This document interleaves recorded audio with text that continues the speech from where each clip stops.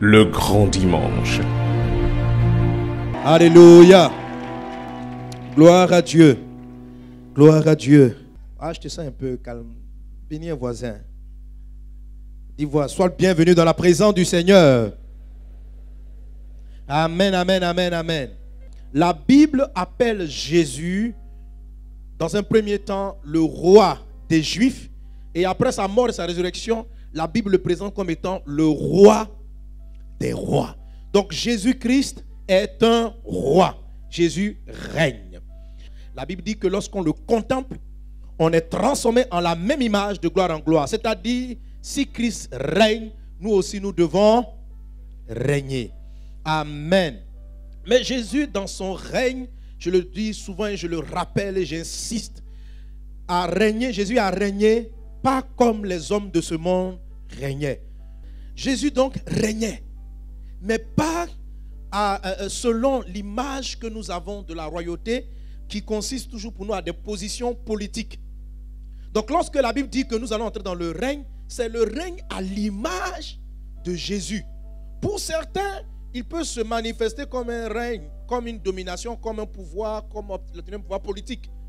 Mais même si tu n'obtiens pas le pouvoir politique, tu règnes et tu peux régner en Christ. Dis avec moi, je règne. Que le règne, pour nous, rentrer dans le règne comme Jésus, c'est devenir une bénédiction pour les autres. Amen. C'est-à-dire, Dieu amène nos vies à devenir une bénédiction pour les autres. Mais pas seulement une bénédiction. Il va amener ta vie à être indispensable. C'est ce qu'on appelle régner. C'est-à-dire, tu deviens incontournable sur un domaine donné, dans un point donné. Amen. Donc Dieu veut nous conduire à régner, mais pas comme les gens de ce monde, dans un domaine spécifique, à devenir une bénédiction pour les personnes. Mais ce règne-là sous-entend, il faut bien comprendre, qu'à un moment donné dans ta vie, sous-entend que tu seras exposé à un moment de ta vie. Ça veut dire qu'à un moment donné, dans un environnement, dans un pays, dans un village, en tout cas dans un secteur donné, tu seras visible. On va savoir que tu es là. Jésus pouvait dire cela, traduire cela en disant, on n'allume pas une lampe pour la mettre sous le seau, mais on la met sur le chandelier afin que tous voient la lumière. Et puis il dit, une ville qui est située sur une montagne ne peut être cachée. Amen. Et il dit ainsi, que les hommes voient vos bonnes œuvres et ils glorifieront votre Père. Donc Jésus nous dit clairement, si j'ai mis la vie en vous, ce n'est pas pour vous abriter, pour vous cacher dans les quatre murs sous un seau, mais c'est pour vous exposer à un moment donné, afin que les hommes voient vos bonnes œuvres et qu'ils glorifient votre Père. Autrement dit, si tu fais le bien, si tu manifestes le caractère de Dieu, si tu as de bonnes idées, mais que tu es invisible à la société, ce n'est pas fortement utile. Ça va être juste utile pour ton salut, mais tu n'es pas une bénédiction pour les autres. Tu n'es pas rentré dans le règne. Quelqu'un me comprend? Pour vous faire comprendre, même je peux dire qu'à un moment donné, dans un environnement donné, je n'ai pas dit, tu auras une certaine notoriété. Elle ne sera pas forcément mondiale, internationale. Elle peut être locale, si tel est ton destin. Amen. Mais Dieu va te donner une autorité. Par contre, ce qu'il faut savoir, c'est que c'est très important. Il ne faut pas chercher la notoriété. Il ne faut pas chercher à te donner un grand nom. Ce n'est pas bon. Celui que Dieu élève ne cherche pas à se donner un grand nom, parce que de toute façon, il n'a pas d'effort à fournir. Amen. C'est un fruit naturel.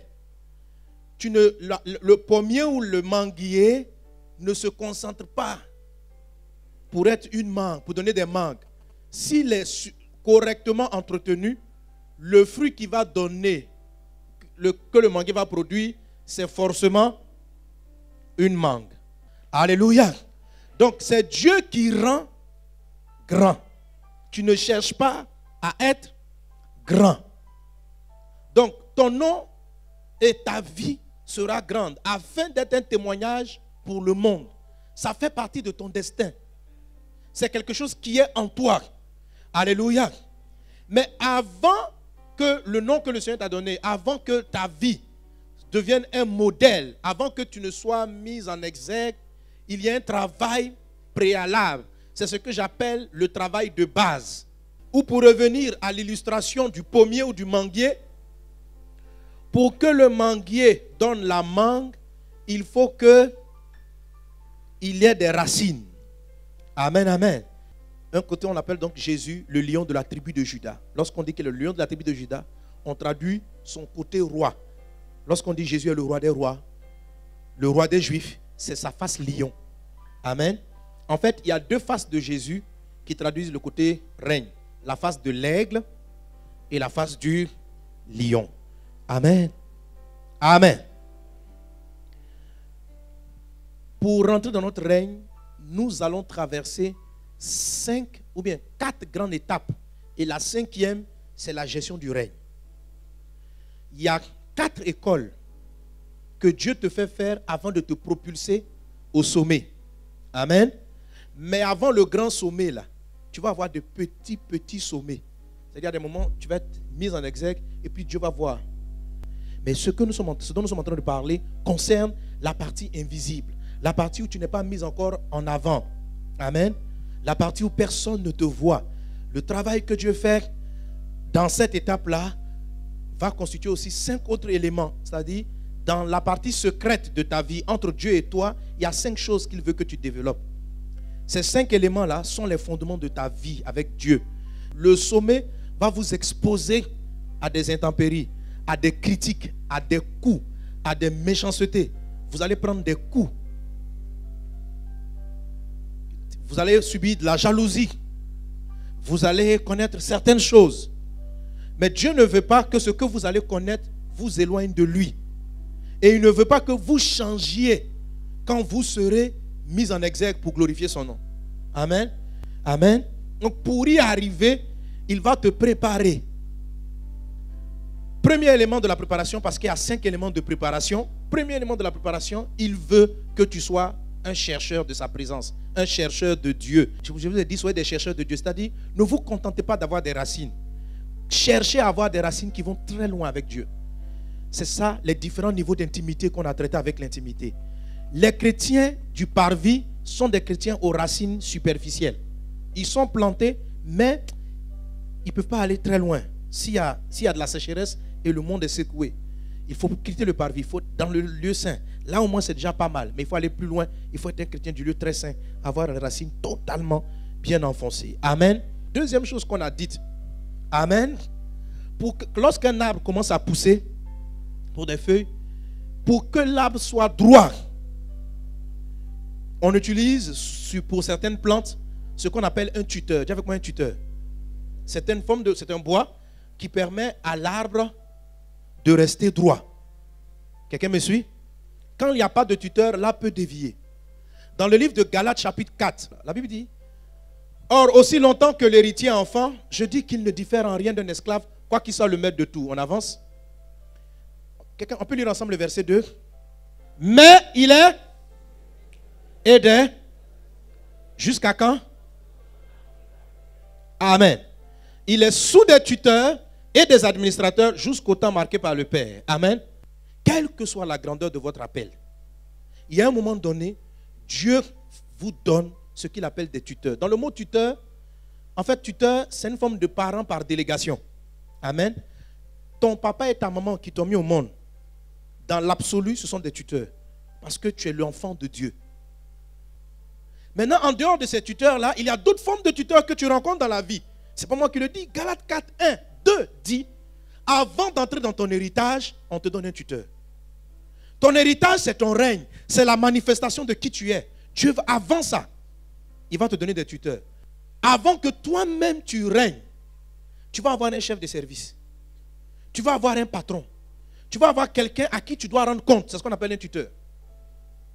Et cette étape-là est déterminante dans le fruit ou la qualité du fruit que tu vas déployer. La notion du tuteur ouvre vos yeux spirituels. Dans le sens que ça vous aide à avoir ce qu'on appelle la lumière. Ça vous aide à développer ce qu'on appelle le discernement. La lumière, quand la Bible dit « Donne-moi ta lumière, conduis-moi par ta lumière », l'expression lumière crée dans l'homme la vertu ou bien la capacité de discernement. Qu'est-ce que la lumière sert? Si nous étions dans le noir et qu'on éteint toutes les lampes ici, ce qui allait se produire, c'est que on allait toujours vivant, rien n'allait nous tuer, mais on n'aurait plus été capable de distinguer les personnes. En fait, tout dépend de la force du noir, des ténèbres, de distinguer les couleurs. Quand il y a la lumière, on fait de la distinction. Plus elle est claire, mieux on arrive à voir les couleurs, on arrive à faire la différence entre les nuances. La lumière permet le discernement. Donc ne sous-estimez pas cette étape-là. Vous n'êtes pas encore célèbre. Mais comment vous comportez-vous avec les patrons qu'on vous a donnés, avec les chefs de département? Comment vous les traitez? Veillez à ça. Ça va vous préparer pour la gloire de demain. Amen, amen, amen. Est-ce qu'on est ensemble? Troisième chose, donc, tu n'es pas encore propulsé. On ne te connaît pas. Donc, c'est un peu comme nous sommes ici. Amen. Et Dieu veut que tu développes une troisième chose. Et que cette chose-là, tu ne la perdes jamais. C'est très important. Ce troisième élément va donner dans ta vie ce que la Bible appelle la grâce et la faveur de Dieu. La grâce de Dieu, c'est quoi? La grâce de Dieu, c'est un pouce. C'est comme si Dieu fait un peu de combine pour toi. C'est-à-dire, tout le monde est là, mais Dieu te regarde plus que tout le monde. Dieu a une faveur pour toi. Bon, alléluia. Rappelez-vous, quand Jésus n'était pas encore connu, il y a un élément où c'est mentionné.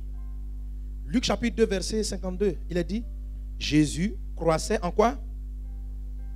En sagesse, en stature et en quoi? En grâce. Donc, sans la grâce, on ne peut pas régner. Il faut la grâce. C'est la grâce qui fait que tu tombes sur les bonnes personnes. C'est la grâce te fait gagner du temps. La grâce te fait gagner du temps. La grâce fait que ce que quelqu'un fait en 10 ans, toi tu le fais en 1 an. Ça dit que tu as des faveurs. Alléluia. Alléluia. Donc cette petite, je ne vais pas dire que c'est une combine de Dieu. Mais quand même, on est ses enfants, il faut des privilèges. Donc ce privilège-là de Dieu, écoutez-moi, il faut bien comprendre, nous sommes chrétiens, on est censé l'avoir. Mais même un païen, s'il développe le troisième point, la grâce de Dieu va venir dans sa vie. Amen. Alléluia. La troisième attitude de base pour manifester le règne de Dieu, c'est ce que j'appelle la bonté désintéressée. Tu dois être bon de manière désintéressée. Avec moi, la bonté. La bonté est très importante dans le choix de Dieu. Dieu nous appelle tous. La Bible dit qu'il y a beaucoup d'appelés, mais il y a peu d'élus. Donc il y a une différence entre le moment où Dieu m'appelle et le moment où Dieu m'élit. L'appel de Dieu est gratuit. L'appel est gratuit. Mais l'élection se mérite. Quelqu'un est-il avec moi? Alléluia. Bon, quand je dis se mérite, dans la vérité en Dieu, on ne mérite rien. Mais, sauf que, pour passer à l'élection, tu dois quand même faire des efforts. Dieu t'a appelé, il t'aime, il t'a choisi. Ce n'est pas toi qui te l'as choisi. Il a voulu que tu viennes dans ce monde, c'est sa volonté. Mais maintenant, il veut voir si tu seras son choix pour manifester tel don dans le monde. Donc, beaucoup de personnes sont choisies pour manifester sa gloire, sont appelées pour sa gloire, mais là-dedans, il doit faire un tri. Et il trie en fonction de ceux qui s'y sont préparés. Celui qui ne veut pas se préparer, qui ne veut pas chercher, qui ne veut pas être un chercheur de Dieu, qui est chrétien, qui est déjà sauvé, qui va au paradis, mais qui n'aime pas les responsables sur lui. Il a toujours quelque chose à dire, il n'honore personne. Lui, quand tu lui parles, il dit non, lui, il n'a affaire qu'à Dieu seul. Dieu dit, il te met sous des tuteurs. Où est ton problème? Tu dis non, je ne veux pas de tuteur. Mon Seigneur, je vais affaire à toi, à toi. Tant que tu n'as pas passé sous les tuteurs, tant que tu ne rentres pas dans ton héritage, tu seras chrétien, tu vas au paradis. Parce que tu as accepté le tuteur suprême, qui est le Seigneur Dieu Tout-Puissant. Mais il est tuteur par délégation. Qu'en fais-tu? Amen. Amen. Donc ces choses-là doivent être en toi. Et la troisième chose qui doit être en toi, c'est la bonté. La bonté. Dis avec moi la bonté. La bonté, c'est un état de cœur. c'est c'est l'amour qu'on a pour les gens, c'est l'altruisme qu'on a pour les autres. Mais ça doit être désintéressé. Dis avec moi désintéressé. Je dis désintéressé, j'étais obligé de qualifier le type de bonté parce que de nos jours, la bonté est souvent calculée. Et on va voir les versets qui montrent, en l'occurrence, la vie de David. David avait des frères, 7, qui étaient tous, je peux dire, on peut tous les nommer rois. Mais Dieu dit, c'est David que je veux. Ce sont tous des humains. Ils sont tous le même père. Ils ont pratiquement la même éducation. Pourquoi David? Entre les 12 fils de Jacob, pourquoi Joseph? Pourquoi? La différence entre ces personnes qui a fait l'élection de Dieu se trouve dans une partie qu'on n'observe pas visiblement. C'est le cœur. Le cœur. La bonté du cœur. Quelqu'un qui est bon, qui n'est pas méchant, qui ne souhaite pas le mal d'autrui et qui n'est pas jaloux, qui est courtois, qui veut que les gens soient bien. Ah, c'est de la bonté. Malheureusement, de nos jours, selon ce que Matthieu chapitre 24, verset 11 dit, Matthieu 24 dit, dans les derniers temps, le mal va tellement s'accroître, c'est-à-dire il y aura tellement de méchanceté sur la terre que la plupart des hommes vont devenir méchants. Le texte dit littéralement, l'iniquité sera tellement accrue, et parce que l'iniquité se sera accrue, la charité du plus grand nombre se... Donc, la charité c'est la bonté, l'altruisme, le fait d'aider, l'amour. Dieu dit que tellement le monde sera méchant, tellement il y a des critiques, tellement les gens ne savent pas apprécier. Dieu dit, l'amour, la charité du plus grand nombre va se refroidir. Donc ceux qui étaient censés être bons vont devenir moins bons. Parce que comme tout le monde calcule, toi aussi, tu calcules maintenant. Tu ne marches pas avec n'importe qui, tu ne ris pas avec n'importe qui. Tu ne salues pas tout le monde parce que tu ne sais pas qui est qui et qui te veut du bien. Donc, de la même manière que les gens ont été méchants avec toi, toi, ce n'est pas que tu es devenu méchant avec eux, mais tu te méfies. Et tu ne donnes pas ta main à tout le monde. Tellement, le texte dit, tellement le mal va s'accroître que ceux qui aimaient vont refroidir.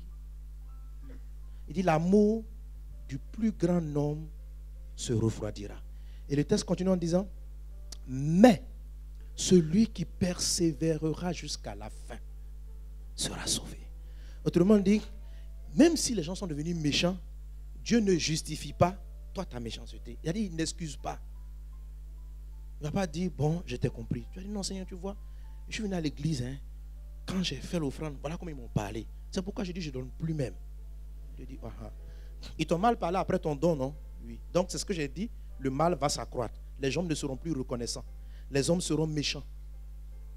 Et qu'est-ce que ça aura comme conséquence? Ceux qui aimaient vont moins aimer. Mais même si tu aimes moins, et que la raison pour laquelle tu aimes moins est justifiée, moi Dieu, je ne suis pas d'accord.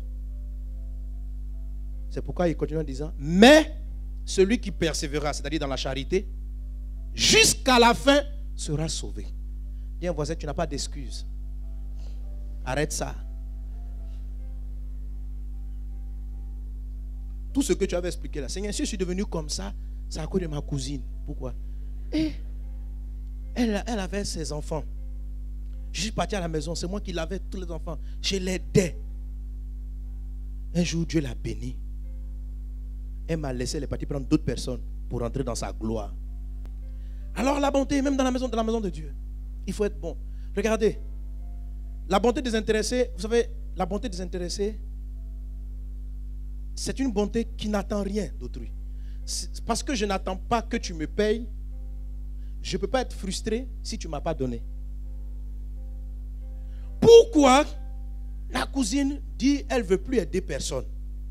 Parce que quelque part, la majorité d'entre nous, on est altruiste, on est bon. Parce que c'est calculé. J'avais dit non, moi je ne calcule pas. Juge-toi toi-même. On sourit avec les personnes. Quelquefois, en tout cas beaucoup de gens sourient avec les personnes de qui on attend. Regarde, le sourire que tu as quand tu rencontres le pasteur. C'est pasteur Sanogo. Quand tu me vois, je te parle. Bonjour mon frère. Tu es toujours souriant. Est-ce que tu souris avec l'inconnu comme ça? Est-ce que tu souris avec l'inconnu? Pourquoi tu souris plus avec moi? C'est intéressé. Non, pas parce que c'est pas l'intérêt dans le sens que tu veux de l'argent. Non, non, non. Quand on parle de désintérêt, quand on parle d'une bonté désintéressée, l'intérêt varie d'une personne à une autre. Il y en a qui ne sont pas passionnés de moyens. Ce n'est pas l'argent qui les intéresse. Mais c'est juste, comme c'est lui qui me bénit par la parole, je serai plus courtois avec lui. Et comme l'autre, il ne me donne rien du tout dans la vie, et je ne sais même pas à quoi il sert, je ne vois pas pourquoi je vais faire l'effort de sourire, quoi, franchement. Donc quand le gars, tu le rencontres à l'église, il te salue. Bonjour, bonjour, ça va? Mais si moi, pasteur Sanogo, je te trouve à la même place. Bonjour. Pasteur! Ah, enchanté! Oui, pasteur! Je dis, ça va ma fille? Oui, je veux bien les parents. Oh, tout le monde va bien, tout va bien. Pasteur, je peux t'aider? Si tu prends mon sac. Pasteur, je vais prendre le sac pour toi. Je vais prendre le sac pour toi. C'est de la bonté. Continue de faire ça. Amen. Si tu vois, ça me plaît. Je ne suis pas contre. Mais, c'est intéressé. Et le frère qui rentre en haillon, qui arrive en sandales. Est-ce que lui, on peut le décharger de son sac? Lui aussi, est-ce qu'il est à droit? Pourquoi je ne fais pas ça avec lui? Pourquoi je ne lui souris pas? Parce que je ne sais pas ce qu'il va m'apporter en fait. C'est ça la vérité. On est bon, mais inconsciemment, le monde nous a éduqués à ce que notre bonté soit intéressée. Ce qui qualifie les hommes pour le sommet selon Dieu, c'est cette bonté désintéressée. Des gens qui n'attendaient pas un résultat particulier, mais qui comprennent que tous les hommes ont de la valeur. Et il les aime, il les honore, il les respecte. Amen. Peut-être qu'il va donner un peu plus à son responsable parce qu'il lui doit un respect plus particulier à son responsable. Mais naturellement, chaque personne autour de lui est importante. Cette bonté-là, elle a disparu. Et elle est des éléments qui nous disqualifient vers le règne de Dieu. Nous crions, je règne en Jésus. Mais depuis là, tu es au CP1 du règne. Pourquoi tu redoubles la première classe? Pourquoi Dieu ne t'expose-t-il pas? Pourquoi ne débloque-t-il pas les situations? Pourquoi? Quand il regarde tes dons, Dieu voit en toi le calcul. Souvent lorsqu'on dit ces choses, quelqu'un est assis et puis il a envie de penser à un voisin, quoi. Il dit, pasteur, prêche. Voilà. Parce que moi, que je suis arrivé à l'église, je me suis rendu compte que les gars sont intéressés ici à Vazon. Peut-être que c'est vrai, que Dieu nous pardonne et que Dieu nous délivre. C'est pourquoi la parole de Dieu vient pour nous corriger. Mais toi-même, est-ce que tu es bon? On voit facilement le manque de bonté de la part des autres. Est-ce que tu es bon dans ton travail? Comment les gens te qualifient-ils au bureau? Le contraire de la bonté, c'est la méchanceté. La méchanceté n'est pas manifeste. Elle peut être dans le fond de ton cœur. Ce qui sort de ta bouche, ce n'est pas méchant. Mais au fond de ton cœur, quand le bien arrive aux autres, si tu juges honnêtement ton cœur, tu n'es pas content. Ça te fait mal, mais tu fais exprès, tu te forces au visage pour rire. Mais sinon, dans ton âme, ça te fait mal. Personne ne l'a vu. Toi, tu le sais et ton Créateur le voit. Ce que je veux te dire ce matin, il faut que tu traites avec ce problème. Tu ne peux pas laisser passer ton état de cœur et attendre la gloire. Dieu est ton Père, Dieu est notre Père à tous. Nous devons humblement venir vers lui pour dire, juge mon cœur. Ce sont des choses que personne ne voit, mais que toi, tu en es conscient. La bonté. La bonté. C'est la bonté d'Abraham qui lui a ouvert les portes de l'enfant qu'il attendait. La bonté. Il a vu les anges passer. On ne lui a pas dit que c'était des anges. Il a vu des personnes passer. Il a dit, mais ces gens-là, ils sont en train de marcher sous le soleil. Est-ce qu'ils ont mangé? Est-ce qu'ils ont bu? Regardez ça, un cœur. ils sont en train de passer comme ça. Et délibérément, il est parti vers eux pour dire, messieurs, venez vous asseoir à l'ombre et prendre quelque chose pour continuer votre route. Il ne les connaissait pas. Mais Jésus était dans ce groupe. Dieu est en train de tester sa bonté. Dieu a testé sa bonté. Dieu va tester ta bonté. C'est la raison pour laquelle il dit, j'étais en prison mais pas visité. J'étais nu. Il dit, mais les gens ont dit, mais Jésus, on ne t'a jamais vu quand puis on ne t'a pas visité. Pourquoi on ne visite pas les prisonniers? Parce qu'on ne sait pas qu'est-ce qu'ils vont nous donner, ils sont en prison. Tu ne sais même pas s'il va sortir. Donc mon frère, pourquoi tu vas aller là-bas? Si tu vas même t'assimiler à un complice. Dis Seigneur, donne-moi un cœur bon. Et notre cœur a été changé, transformé à cause de l'état de ce monde. Le cœur peut devenir méchant à cause des choses qu'on subit. Le cœur peut être méchant parce qu'on n'a pas traité ce problème-là depuis l'enfance. C'est ce que j'appelle souvent la circoncision du cœur. Vous voyez chez les enfants, on peut trouver de la méchanceté. Il est égoïste, il garde ces choses à lui seul. Quand tu donnes un cadeau à un X et puis lui ne l'a pas reçu, il est fâché. Ce sont des prédispositions de l'enfance. En sens que la Bible dit, la folie est attachée au cœur de l'enfant, mais la verge de la collection va l'éloigner de lui. C'est-à-dire, ça se corrige dans l'éducation. Mais il arrive que pour plusieurs raisons, on n'a pas eu ça forcément dans l'enfance, ou très tôt, quand nos parents ont découvert en nous le manque de désir de partage, d'aider les gens, ils n'ont pas pu s'y corriger. Donc on a gardé un mauvais penchant pendant longtemps. Donc, d'où on peut avoir dans notre cœur un cœur qui est jaloux, un cœur qui est un peu mesquin, un cœur qui n'est pas vrai. On ne dit pas la vérité aux gens, on n'est pas honnête. C'est ça un cœur méchant. Un cœur hypocrite. Un cœur qui veut faire voir certaines choses, qui montre ce qu'on n'est pas. C'est hypocrite. Amen. Tout ça, ça fait partie des cœurs méchants. Dieu veut te délivrer. Il faut que tu aies un cœur bon parce qu'il t'aime, ton Dieu. Et parce qu'il t'a choisi. Il veut que tu sois son élu. Comment est-ce qu'on arrive à avoir le cœur bon? Donc, quelqu'un qui aura un cœur bon, son cœur n'est pas méchant, il n'y a pas de jalousie, il n'y a pas de souhait, de mal. Et je vous le dis, moi-même, le deuxième cas qui amène la méchanceté du cœur, ce sont les frustrations de la vie. Il y a des coups qu'on prend qui commencent à rendre notre cœur dur et froid.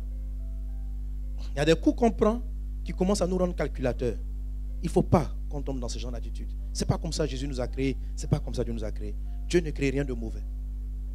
Le monde nous transforme. Un jour, Jésus est arrivé dans un village et les gens l'ont chassé du village. Les disciples disent, pas possible. Est-ce que vous savez, vous avez affaire à qui?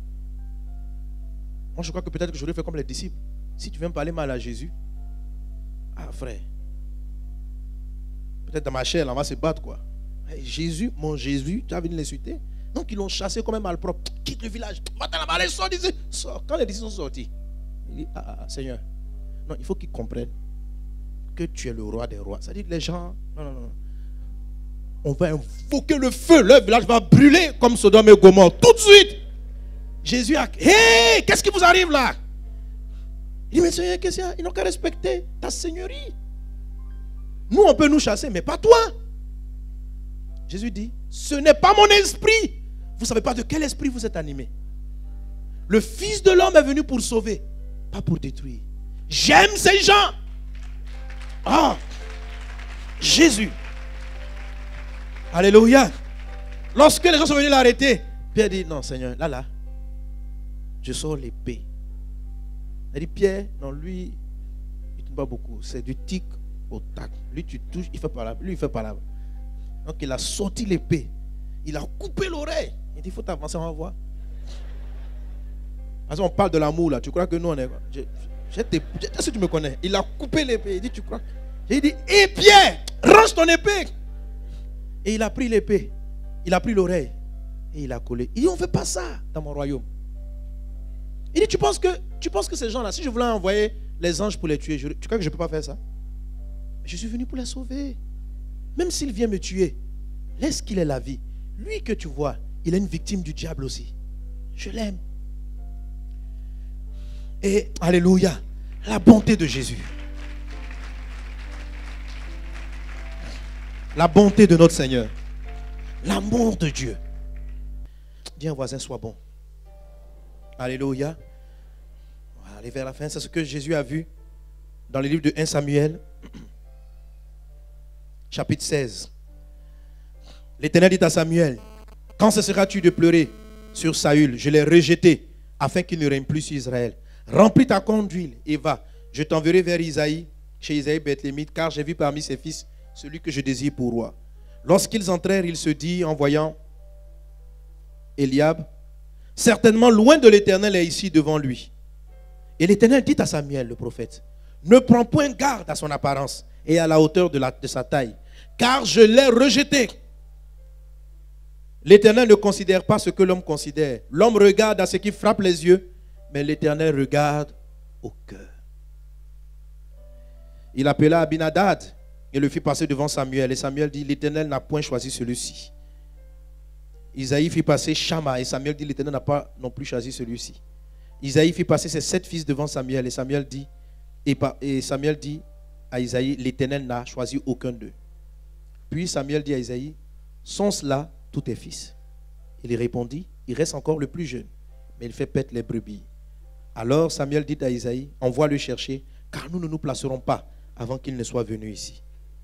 Isaïe l'envoya chercher. Or il était blond, avec les beaux yeux et une belle figure. L'Éternel dit à Samuel, lève-toi, oins-le, car c'est lui. Amen. Voilà des frères et on voit qu'est-ce que tu as regardé pour faire le tri, le cœur de David. Il dit, quand il a vu Eliab, beau garçon, grand de taille, stylé. Quand tu le vois, il ressemble à un roi. Tu vois même, il ressemble au président. Il dit vraiment la classe, quoi. Il doit avoir une démarche même royale. Donc quand il est arrivé, il a dit, non, ça c'est lui le roi. Dieu dit, ne regarde pas l'apparence. Moi, je regarde au cœur. Tous les autres frères ont enchaîné. Mais vous savez, David avait dû subir une injustice vraiment. Parce qu'on vient expliquer au père que certainement que parmi tes enfants, il y a un qui sera roi.